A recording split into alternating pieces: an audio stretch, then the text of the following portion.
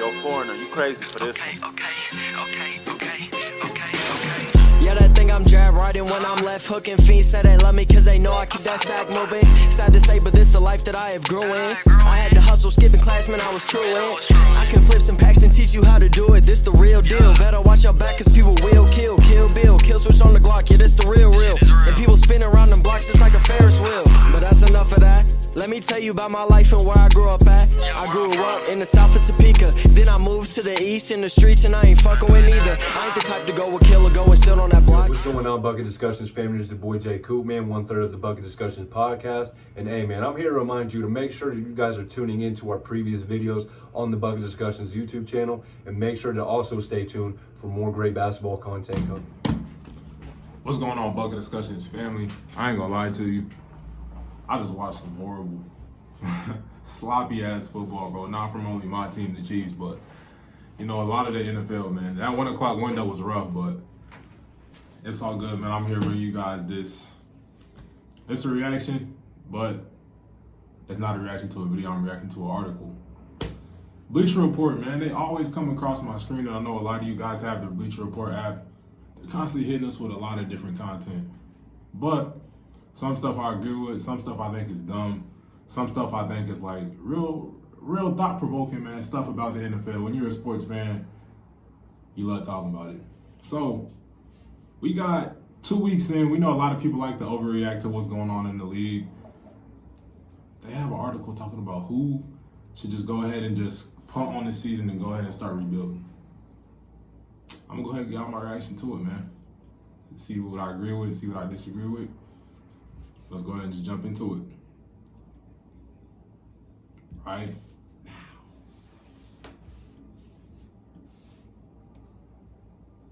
All right, with the 2023 NFL offseason nearing its conclusion, optimism is at an all-time high for NFL fans.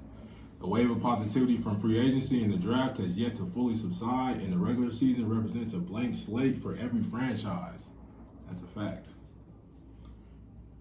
Right now, every team is undefeated. That's not true. We're 2 weeks into the season, but still the same thing. You guys know what they're talking about.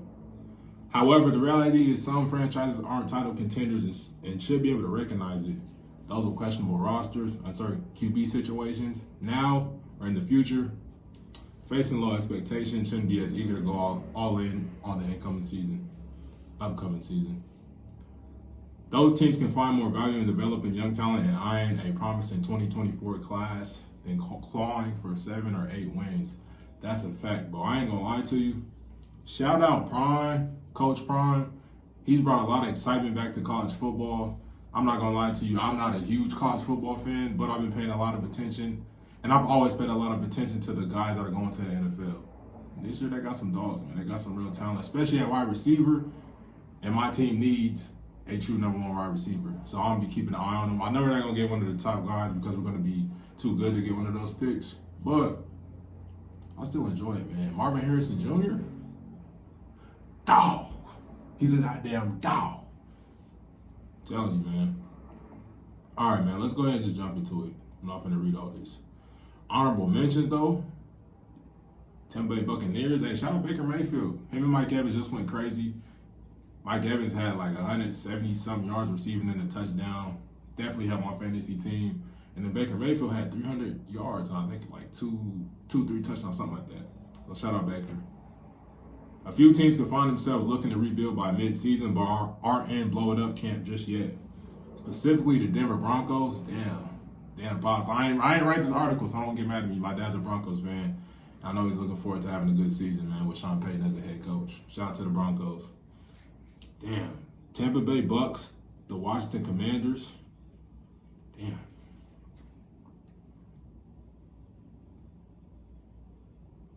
All right.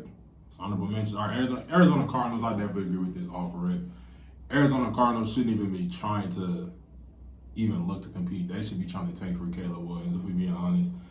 I know they have Kyler Murray, man, but Kyler Murray's not looking too excited about being there in Arizona. Now, what I would do is try to get Kyler Murray and the new head coach Jonathan Gannon, I believe, on the same page, and then use that pick to get something like, you know, a top wide receiver, a top defensive player, something like that, man. But there's really not too much to be said about the Cardinals. They should just go ahead and blow it up, man. Shouldn't even be trying to compete. Over and under is 4.5 wins. Damn, I'm going to go ahead and just go ahead and take the under, man. Cardinals aren't a very good football team. The Vegas Raiders. They're what you would call a poverty franchise. The Raiders are not good at all. They haven't been good in so long. They did Derek Carr, their best quarterback in a long, long time, very dirty, which I don't respect. I'm a huge fan of Derek Carr, even though the Raiders are our rivals. I hope he does well in New Orleans. Let's see what they got to say about the Raiders, man. Over under 6.5 wins. Now the Raiders, they're a team. It's weird because they have so much talent, but they're just not good. Like, they're not good enough to compete, but they have hella talent. Like, it makes you mad as a team. Like, you know, my team who needs like certain pieces, you just want to like just pluck players off their team. Like, bro, what do y'all have? Like, y'all have Chandler Jones, and he's not even playing right now. Y'all have Devontae Adams right now. Like, y'all got rid of Derek Carr for Jimmy Garoppolo. Like, what is going on here? Now, based on the spirited, disciplined, and efficient play we've seen from them in the preseason, the Las Vegas Raiders could be poised to win a few more games than the odd makers seem to expect, but should they? I could see them. I think that's a very good line right there. I could see them winning 6 games, if that.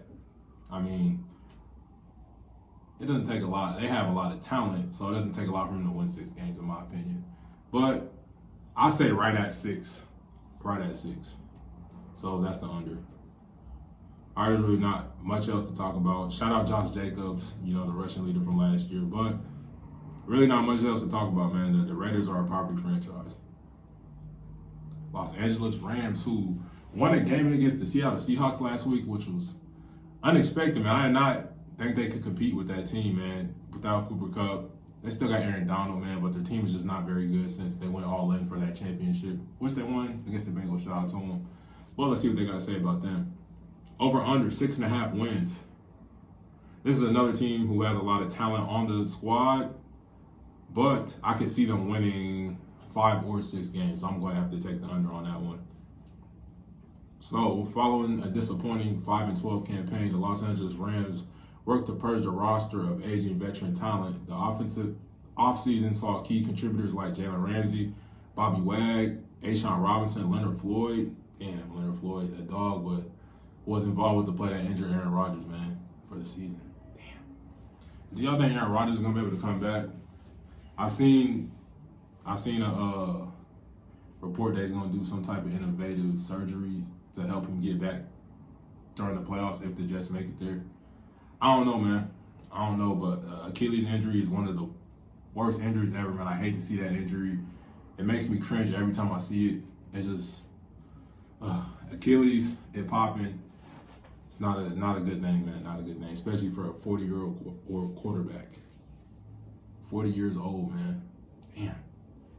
Get well soon there, Aaron Rodgers. You know, I'm a very big fan. I was excited for what you were going to do this season. And for you to get injured 3-4 plays into the game, man. First game of the season is tough. But the Rams have a lot of older players. I don't see them being very good this season, though. Like I said, I can see them winning 5 or 6 games. Do they even have a first-round pick this year? Because if they do, I would definitely, tank, try to get Caleb Williams. Because Matt Stafford is not the answer for the future, if we're really being honest. Minnesota Vikings. Now, this is a very, very, very, very, very, very, very tough team, man. I definitely needed that many berries. This team right here is a team who had the potential of being in the NFC Championship last year. They have a lot of great talent. They have an above-average quarterback in Kirk Cousins. But very controversial team, man. Because some people feeling Kirk Cousins at the QB position. Obviously, everybody loves Jay Jettis, man. He hit his little gritty, man. He's a dog. Definitely a number 1 fantasy pick. I got him on my team, man. He's been carrying me, man, for the past 2 weeks. So shout out to him. But the team is just like, it's in a weird place, man. Because you need a quarterback to take you to that next level. It kind of, a little bit like reminds me of my Kansas City Chiefs back in the day, man. How we had Alex Smith, who was just good enough to get us there, but not good enough to get us over the hump.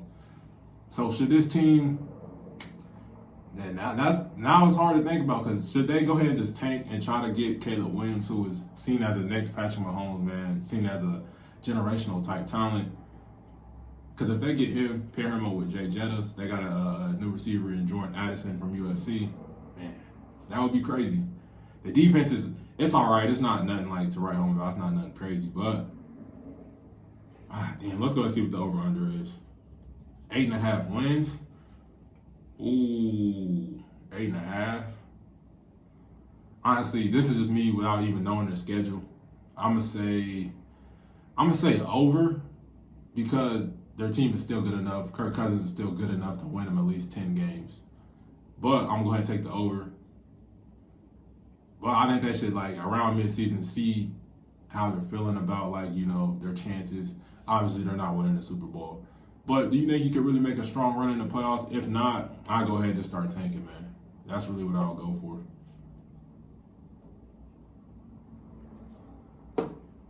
All right, let's go ahead and move on to the Tennessee Titans. And I ain't gonna lie to you, I'm really high about DeAndre Hopkins. Out of all the teams in the league, bro, you drag this along. I'm getting sick and tired of goddamn players dragging along their free agency decisions. I'm not saying they have to rush them, but man, bro, make your decision, man. And make a good one, bro. But in my opinion, you made a horrible decision. You go to the Tennessee Titans. Who's the quarterback, bro? Is it Malik Willis? Is Tannehill? Is Tannehill even still there, bro? I see him in the picture, but I thought they got rid of him, man. But that's besides the point. They got Will Levis, whatever his name is, Will Levis, man. Shout out to him. Why would you go there, bro, when you have so many teams? I'm glad you ain't go to one of the Chiefs' competitors. I'm definitely glad about that. But why'd you come to KC, bro? You know we need the number one receiver, bro. Take a little bit less money, bro. Like, no, I'm not trying to count the man's pockets. I'm just frustrated, bro. Like, how you not come to KC, bro? You would have fit in perfect, bro. You played all your career with bum QBs. You had Deshaun Watson in his prime for like, what was it, 2-3 years, something like that, man. And then Deshaun Watson was doing what he was doing, man. But it's besides the point. Bro, you should have came to KC. But let's put that to the side, man. The over-under is 7.5 wins. I'm going to take the under, man, because I do not think this team is very... Actually, let me take a step back, man. This team is a very strong team. It's a strong team all over the field, bro. They just don't have the QB position figured out. They have a lot of great players on defense. They have very good players on offense. I mean, obviously, Derrick Henry, one of the best running backs, not just in the game, but ever. This is a good team, but I'm going to take the under just for the simple fact that they don't have a good quarterback. Their quarterback situation is very, like, confusing. They have a great head coach in Mike Vrabel, man. Shout out to Braves, man. But I'm not really feeling this team. I'm not feeling D-Hop going there. Let's go ahead and see what they had to say, though, Bleacher Report. The Tennessee Titans are in a similar position to that of the Vikings. That's a fact. They parted ways with standouts like Taylor Lewan. Shout out Taylor Lewan, Bussin' with the Boys podcast. Shout out them guys over there, man. Very great podcast. Zach Cunningham, Nate Davis, linebacker David Long Jr., and Randy Bullock, kicker. Next spring, quarterback Ryan Tannehill, running back Derrick Henry, and defensive end Danico Autry, he's a dog, are set to become free agents. Oh, next spring. I didn't get what he was trying to say right there. Okay, next spring, Tennessee is at a crossroads.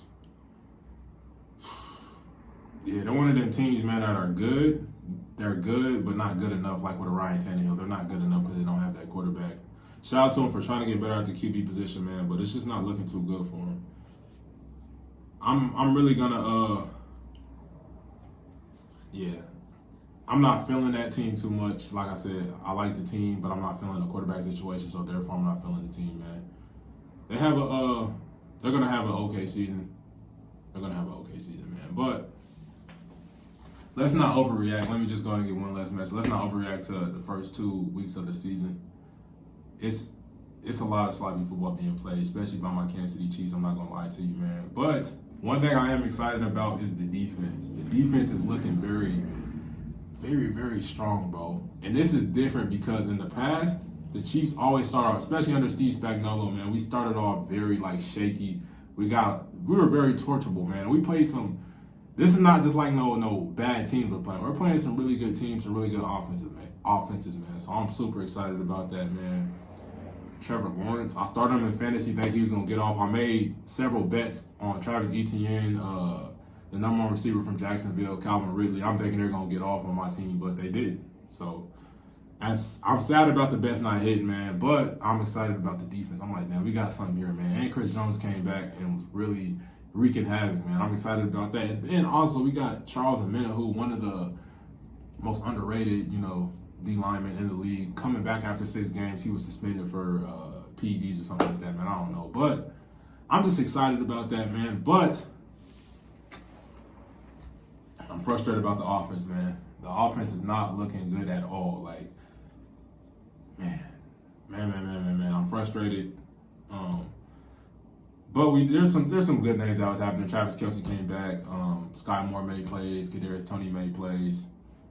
It's looking all right, man. We still haven't seen Justin Ross really do anything in the regular season, so I don't know. I'm trying to keep faith in these young wide receivers, man. But I'm starting to get a little frustrated because it's like, damn, let's go ahead and let's bring in some real, solid receivers. Let's stop this project shit, man, because it feels like really a lot of these guys are projects and they're not really panning out. We got Richie James muffing punts. Now the sun wasn't as hot. He's in Jacksonville. It's hot. It's sunny. So I'll give him a little bit of leeway, man. But we're going to have to correct this thing before midseason, because if we don't correct it before midseason, I'm going to go ahead and start calling for jobs, man. I'm not saying Andy Reid's job. I'm talking about just in the wide receiver room, man. I'm going to start calling for jobs. I'm going to start calling for us to really get a number 1 wide receiver, because Patrick Mahomes, he should not be dealing with this, man. This is ridiculous. It's very ridiculous, man. We got rid of Tyreek Hill, man. We're trading away people. We're not paying people. Even Chris Jones didn't even get paid. So, bro, what is we doing, man? Let's go ahead and bring in some talent. Travis Kelce is a year older, man. We can't keep expecting him to carry the offense, man, receiving-wise. And run the damn ball, man. Run the ball. What are we doing, Andy Reid? I know that's against your religion, bro. You don't like to run the football. I know he says we run the football to set up the run, or we run the football to set up the pass. Okay, cool. I feel that, man. I really do. But, bro, when you go out there and everything's out of sorts, we got the O-line, Jawan Taylor, bro. You look good last game, but now it's like, damn, you messing up, bro. You're false starting. You're holding the whole game. Like, damn, but they even had to bench you for a few plays, bro, to see, what's really going on with Bud, man. Like, what's up? It's crazy. But Andy Reid, bro, you really got to start running the ball, because you're putting a lot of pressure on, obviously, the offense, because, bro, everything's already out of sync. We see that. Run the ball, take some pressure off it. That's simple, bro. We have a great O-line. You can ask any O-lineman, man. They like to run block. Pass blocking is very stressful, especially when that's not necessarily the strength of the team. We know we're passers, but O-linemen, man, it's football. They want to run block. They want to get out and hit people, man. When the passing game's out of sync, let's run the damn ball, Andy Reid. I know that's against your religion, man. Like I said earlier, it's against it, man. You don't do that, so I can't really expect you to start doing it all of a sudden now. Teaching the old dog new tricks. But, bro, run the ball, especially earlier in the season where we're still trying to figure things out. I'm really trying to keep faith, man. I've been a guy who's been out there when a lot of people tell me, the Chiefs don't have any good receivers. Who's the receiver outside of Travis Kelce that's going to do this, going to do that? And I've been like, oh, yeah, we got this guy, we got that guy, we got some dogs, man. I really been keeping faith, man. I'm still trying to keep faith, man. It's early in the season. I'm not going to overreact. But this is not looking good, bro. I want to shout out the defense. The defense balled out. They held the Jags out the end zone. I did not expect that, man. They gave up field goals. Even the field goals that they gave up was arguably I'm going to put this on the offense, because the offense put the defense in very, very bad spots, and they still held up, man. Kansas City, we might have a defense. I'm going to catch you guys on the next vid. Peace. Jungle like I'm Conan, count up with both hands. Switch the flow like it was broken. I'm on the road, man. Making plays just like DeRozan. I shoot my shot, and that shit wetter than the ocean. I brag a lot, but with the wind and come the boasting. I made a lot from them apartments that I sold, and he didn't make it up to college. So them streets where he enrolled in. I know I'm a scholar from the moments that I was exposed in.